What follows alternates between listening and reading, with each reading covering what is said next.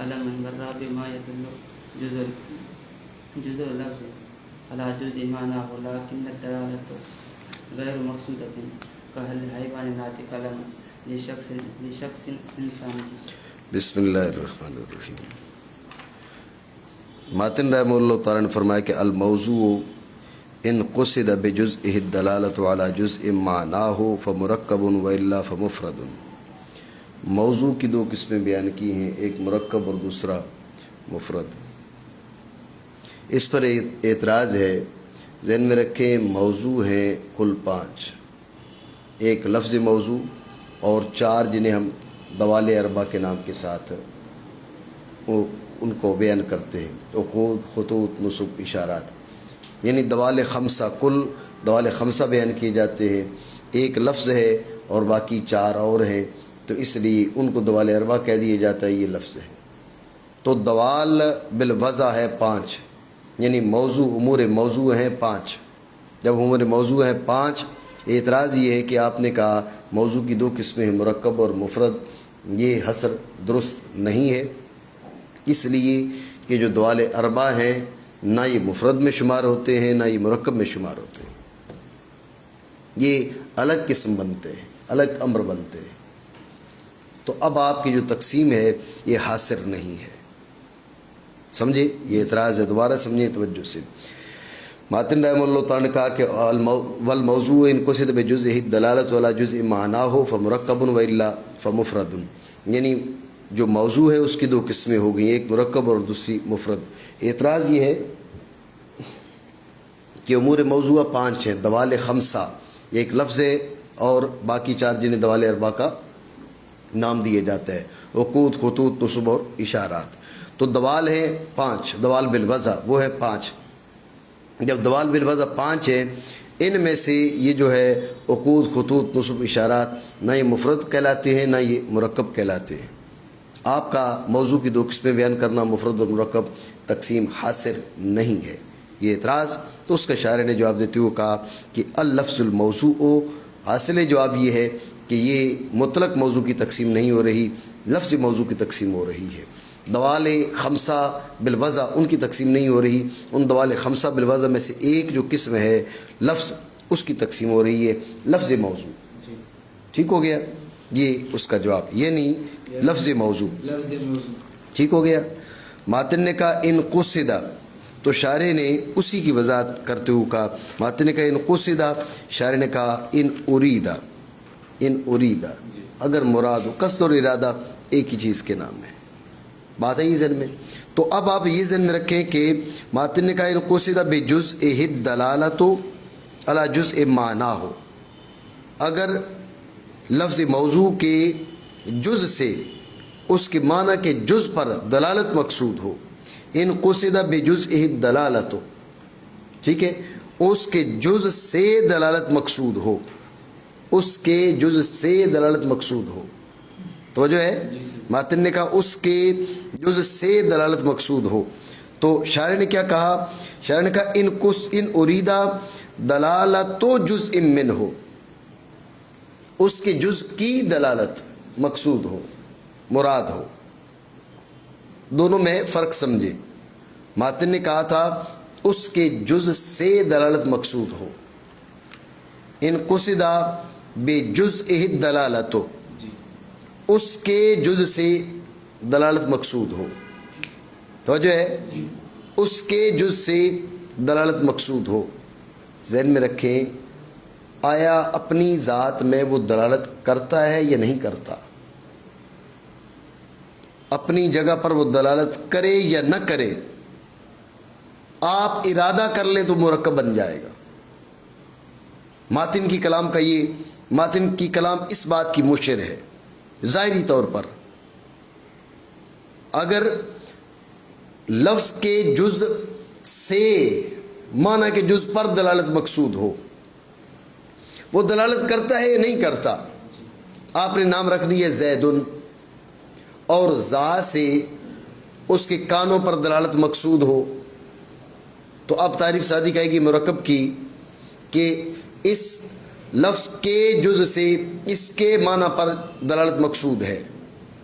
زا سے اس کے کانوں پر دلالت مقصود، آپ نے نیت کر لی، یا سے اس کے پیٹ پہ دلالت مقصود ہو، دال سے باقی بدن پہ دلالت مقصود ہو، تو لفظ کے جز سے معنی کے جز پر دلالت مقصود ہے، اس لحاظ سے تو زیدن بھی مرکب بن جائے گا. اعتراض سمجھے تو یہ ظاہر ہے مصنف رحمہ اللہ تعالیٰ کی عبارت سے. شارح نے بے جزء دلالتوں کے بجائے کہا دلالت جزء من ہو، اس کے جز کی دلالت، یعنی پہلے اس کا جز دال تو ہو، اس کا جز معنی پر دال تو ہو، پھر وہ دلالت مراد بھی ہو. یہ مطلب ہے، یہ نہیں کہ زا یا دال، زا اس کے کانوں پر دال ہی نہیں ہے، آپ ارادہ کر لیں اور یہ آپ کے صرف ارادہ سے مرکب بن جائے گا. نہیں، صرف ارادہ سے مرکب نہیں بنے گا، بلکہ ارادہ اس وقت پایا جائے گا جب کہ پہلے اس جز کی معنی کے جز پر دلالت پائی جائے. پتہ نہیں بات سمجھ رہے ہو نہیں سمجھ رہے ہو، دوبارہ سمجھیں توجہ سے. مسئلہ یہ ہے کہ ماتن رحمہ اللہ تعالیٰ نے کہا ان قصد بجزء الدلالت ہو، اس کے جز سے دلالت مقصود ہو، اس کے جز سے دلالت مقصود ہو. مصنف کی کلام اس بات میں صریح نہیں ہے کہ اس کا جز دال ہو یا نہ ہو، اس کا جز دلالت کرے یا نہ کرے، بس آپ نے ارادہ کر لیا، آپ نے جز سے معنی کہ جز پر دلالت کا ارادہ کر لیا تو یہ قصد پایا گیا تو مرکب بن گیا. مصنف کی کلام بظاہر یہ تھی، حالانکہ مراد یہ نہیں ہے، مراد یہ نہیں ہے. سمجھے بات کو؟ تو چونکہ مصنف کی کلام سے اس بات کا وام ہو رہا تھا، اس لیے شارح نے بے جزء دلالتوں کے بجائے کیا کہا دلالت جزء من ہو، اس کے جز کی دلالت مقصود ہو، اس کے جز کی دلالت مراد ہو، یعنی پہلے اس کا جز دال ہو. جیسے آگے چل کے کہیں گے لفظ کا جز کیا ہے، لفظ کا جز ہو، معنی کا جز ہو، لفظ کا جز معنی کے جز پر دال ہو اور وہ دلالت مقصود و مراد ہو. لفظ کا جز معنی کے لفظ کا جز معنی کے جز پر دال ہو اور وہ دلالت کے مقصود و مراد ہو، تو اب یہ آ کے کیا بنے گا، اب یہ مرکب بنے گا. یہ چیز نہیں ہے کہ لفظ کا جز معنی کے جز پہ دال ہی نہ ہو، بس آپ نے ارادہ کر لیا تو مرکب بن جائے گا. نہیں، ارادہ تب ہو معتبر ہے جب کہ اس سے پہلے وہ دلالت اس کی پائی جائے. یہ فرق ہے مصنف کی عبارت میں اور شارح کی عبارت میں. مصنف کی عبارت ہے ان قصد بے جزء دلالت ہو، اس کے جز سے معنی کے جز پر دلالت مقصود ہو، اپنی ذات میں وہ جز دلالت کرتا ہے یا نہیں کرتا. یہ بات مصنف رحمہ اللہ تعالی نے نہیں فرمائی. مصنف کی کلام ظاہر یہ ہے کہ جب دلالت اس کے جز سے دلالت مقصود ہو جائے تو مرکب بن جاتا ہے، حالانکہ ایسا ہے نہیں. اس کے جز سے دلالت مقصود ہو تو مرکب تب بنتا ہے جب کہ پہلے وہ دلالت کرتا تھا. لفظ کا جز معنی کے جز پر دلالت کرتا تھا، آپ نے ارادہ کر لیا، جب ارادہ کر لیا تو مرکب بن گیا. اگر وہ پہلے دلالت کرتا ہی نہیں تھا، جیسے میں نے زید کی مثال دی، زا کی دلالت ہے اس کے یہ گردن سے اوپر کے حصے پر، یا دال کی دلالت ہے گردن سے نیچے کے حصے پر. اب لفظ کے جز سے معنی کے جز پر آپ نے دلالت کا ارادہ کر لیا تو کیا یہ مرکب بن گیا؟ یہ مرکب نہیں بنا، اس لیے کہ بھائی زا کی اپنی دلالت پہلے سے ہے ہی نہیں کہ ہم اس کا ارادہ کریں. بات سمجھے نہیں؟ ٹھیک ہو گیا. تو شارح نے کیا کہا ان اریدہ دلالت جزء من ہو، اس کے جز کی دلالت مقصود ہو، پہلے اس وہ دلالت پائی جائے پھر اس کا ارادہ پایا جائے. بات سمجھے؟ اگر مراد ہو اس لفظ موضوع کے جز کی دلالت اس کے معنی کے جز پر تو وہ مرکب ہے، ورنہ ماتن نے کہا وَإِلَّا فَمُفْرَدٌ وَإِلَّا فَمُفْرَدٌ. توجہ رکھیں، یہ اللہ مرکبہ ہے اور فمفرد کے یہ جزا ہے. اصل عبارت تھی وَإِلَّمْ يُقْصَدْ فَمُفْرَدٌ وَإِلَّمْ يُقْصَدْ فَمُفْرَدٌ. تو یہ جزا ہے، ذہن میں رکھنا جزا جملہ ہوتی ہے، تو یہاں پر تم یہ جزا جملہ نہیں ہے، اعتراض سمجھے؟ تو اس کا جواب دیتے ہوئے شاعر نے کہا وَإِلَّا فَهُوَ الْمُفْرَدُ، حاصل جواب یہ ہے کہ یہ مفرد الخبر مبتدا معذوف ہوا کی تقدیری عبارت ہے فَهُوَ مفرد، تو جو ہے یہ جو اس نے کہا نا وَإِلَّا فَهُوَ الْمُفْرَدُ، یہ اس اعتراض کا جواب ہو گیا. بات ہے ذہن میں، ورنہ وہ مفرد ہے. یہ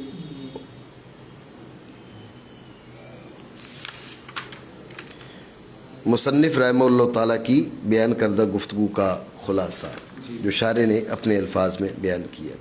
اب آگے اس کی مزید تحقیق کرتا ہے. آپ غور کریے گا، آپ الفاظ پہ غور کریں گے تو اگلی گفتگو از خود واضح ہو جائے گی. اگر لفظ کے جز سے اس کے معنی کے جز پر دلالت مقصود ہو تو مرکب، لفظ کے جز سے اس کے معنی کے جز پر دلالت مقصود ہو تو مرکب ورنہ مفرد. لفظ کے جز سے لفظ کا جز ہو، اس کے معنی کے جز معنی کا جز ہو، ٹھیک ہے نا. پھر ابھی کیا کہا تھا؟ اس کے جز سے دلالت مقصود نہ ہو، اس کے جز کی دلالت، اس کے جز کی دلالت. بات سمجھے؟ لفظ کا جز ہو، معنی کا جز ہو، لفظ کا جز معنی کے جز پہ دال ہو اور وہ دلالت مقصود ہو. تو جو ہے لفظ کا جز ہو، معنی کا جز ہو، لفظ کا جز معنی کے جز پر دال ہو اور وہ دلالت مقصود ہو تو یہ مرکب بنے گا.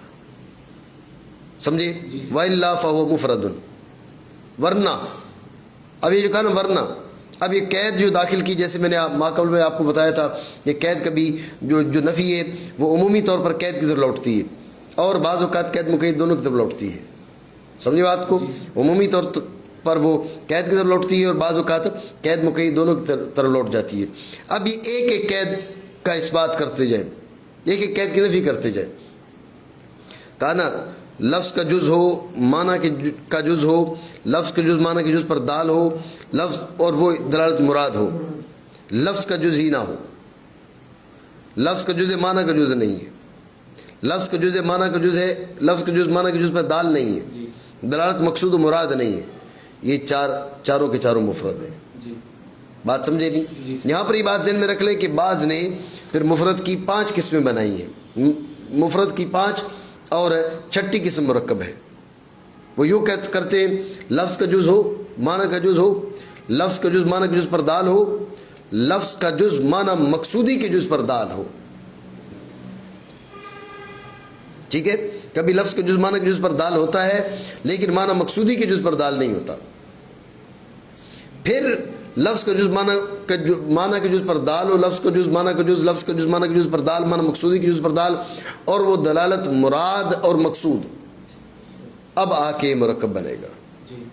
سمجھے بات کو؟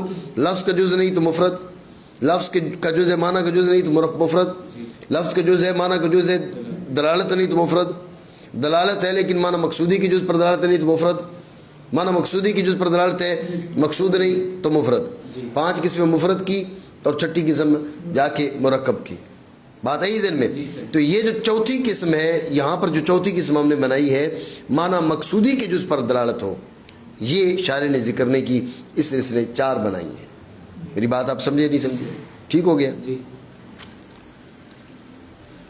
تو مرکب متحقق ہوتا ہے 4 امور سے. اول یہ کہ لفظ کے لیے جز ہو، دوسرا یہ کہ اس کے معنی کے لیے جز ہو، تیسرا یہ کہ دلالت کرے لفظ کا جز اس کے معنی کے جز پر، چوتھا یہ کہ یہ دلالت مراد ہو. یہاں پر جو ایک اور قسم بنائی جاتی ہے کہ لفظ کا جز معنی مقصودی کے جز پر دال ہو. ٹھیک ہے؟ آپ یہ سمجھے نا، آگے چل کے کہا عبداللہ علمن، عبداللہ توجہ رکھیں، عبداللہ یہ لفظ کا جز بھی ہے، معنی کا جز بھی ہے، لفظ کا جز معنی کے جز پر دال بھی ہے، جو کہ عبداللہ کے معنی اللہ کا بندہ. عبدیت بندے پر دلالت کر رہا ہے، اس میں جلالت ذات باری تعالیٰ پر دلالت کر رہا ہے. ٹھیک ہے؟ ٹھیک ہے؟ تو اب ذہن میں رکھیں یہ دلالت تو ہے لیکن معنی مقصودی کے جز پر دلالت نہیں ہے. عبداللہ بول کے جب کسی شخص کا نام مراد ہو، کوئی شخص مراد ہو، تو اب عبداللہ بول کے حیوان ناطق ما تشخصات الخارجیہ مراد ہے. لفظ کا جز ہے، معنی کا جز ہے، لفظ کا جز معنی کا جز پر دال ہے، لیکن یہاں پر عبداللہ کے معنی یہ مراد نہیں اللہ کا بندہ، بلکہ مراد ہے حیوان ناطق ما تشخصات الخارجیہ. تو لفظ کی کا جز معنی کا جز، لفظ کی دلالت معنی، لفظ کے جز کی معنی کے جز پر دلالت بھی ہے، معنی مقصودی کے جز پر دلالت نہیں ہے، کیونکہ معنی مقصود ہے حیوان ناطق ما تشخصات الخارجیہ. البتہ انسان کا نام آپ نے رکھ دیا حیوان ناطق. اب لفظ کا جز بھی ہے، معنی کا جز بھی ہے، لفظ کا جز معنی کا جز پر دال ہے، معنی مقصودی کے جز پر دال ہے، کیونکہ مراد وہی شخص ہے نا، مراد وہی شخص ہے. یہ حیوان ناطق ما تشخصات الخارجیہ مراد ہے. تو لفظ کا جز بھی ہے، معنی کا جز بھی ہے، لفظ کے جز کی معنی کے جز پر دلالت بھی ہے، اور لفظ کے جز کی معنی کے جز پر معنی مقصودی کے جز پر دلالت ہے. لیکن آپ نے اس دلالت کا ارادہ نہیں کیا، آپ نے مجموع من حیث المجموع کی اس پر دلالت کری ہے. کیونکہ علم جب ہو جاتا ہے تو اس کے اجزاء کے معنی مقصود اور مطلوب نہیں ہوتے. نہیں سمجھے؟ ٹھیک ہے نا. تو یہ ایک اضافی قسم بن جاتی ہے پانچویں. تو چاروں قیدوں کے انتفاع سے متحقق ہوتا ہے مفرد. تو مرکب کی ایک قسم ہے، مفرد کی چار قسمیں ہیں. مفرد کی کون سی چار قسمیں؟ پہلی کہ لفظ کا جز نہ ہو، جیسے حمزہ استفہام. دوسرا کہ معنی کے جز نہ ہو، جیسے اسم جلالت. اب ذات باری عزہ اسمہ اجزاء سے منزہ ہے. ٹھیک ہے، بہتر یہ تھا کوئی اور مثال دی جاتی. یہ آداب کے خلاف ہے کہ ذات باری عزہ اسمہ کو اس انداز میں اپنی کلام اور ان مثالوں کے اندر لانا آداب کے خلاف ہے. باقی ان مطلب یوں کہیے کہ بھئی آداب کے خلاف اس گستاخی اور حرمت میں تو یہ داخل نہیں ہے، لیکن بہتر یہ ہے کہ کوئی اور مثال دے دی جاتی. اور تیسرا کہ نہ دلالت ہو لفظ کے جز کی معنی کے جز پر، جیسے زید اور عبداللہ، جب کہ وہ علم ہوں. توجہ ہے. اب یہ جو دو مثالیں دی آپ سوال کر سکتے ہیں یہ دو مثالیں کیوں دی ہیں؟ جی تو اب ذہن میں رکھیں کہ دو مثالیں اس لیے دی ہیں کہ ممثلہ دو ہیں. ابھی میں نے آپ کو بتایا کہ یہاں پر دو قسمیں بنتی ہیں. اب زید اللفظ کا جز بھی ہے، معنی کا جز بھی ہے، لفظ کے جز کی معنی کے جز پر دلالت نہیں ہے. ٹھیک ہے. عبداللہ لفظ کا جز بھی ہے، معنی کا جز بھی ہے، لفظ کی معنی کے جز پر دلالت ہے، معنی مقصودی کی جز پر دلالت نہیں ہے. تو دو مثالیں دے کر وہی جو میں آپ کو بات بتا رہا تھا اسی چیز کی طرف اشارہ ہے. سمجھے بات کو؟ اور چوتھا دلالت کرے لفظ کا جز معنی کے جز پر لیکن دلالت مقصود نہ ہو، جیسے حیوان ناطق شخص انسانی کے لیے علم کا نا. حیوان ناطق جب علم ہو، حیوان ناطق جب علم ہو انسان کا، حیوان ناطق آپ نے نام رکھ دیا کسی انسان کا، تو اب حیوان ناطق، حیوان کی دلالت اس کے معنی حیوانی پر ہے، ناطق کی دلالت اس کے وہاں پر جو ہے نا معنی بھی تو ہے انسان ہی ہے نا، انسان حیوان ناطق ہے. سمجھ رہے بات کو؟ تو لفظ کا جز بھی ہے، معنی کا جز بھی ہے، لفظ کی معنی کے جز پر دلالت بھی ہے اور معنی مقصودی کے جز پر دلالت ہے، لیکن وہ دلالت مقصود نہیں ہے، صرف وہ مفرد ہے. بات سمجھے نہیں؟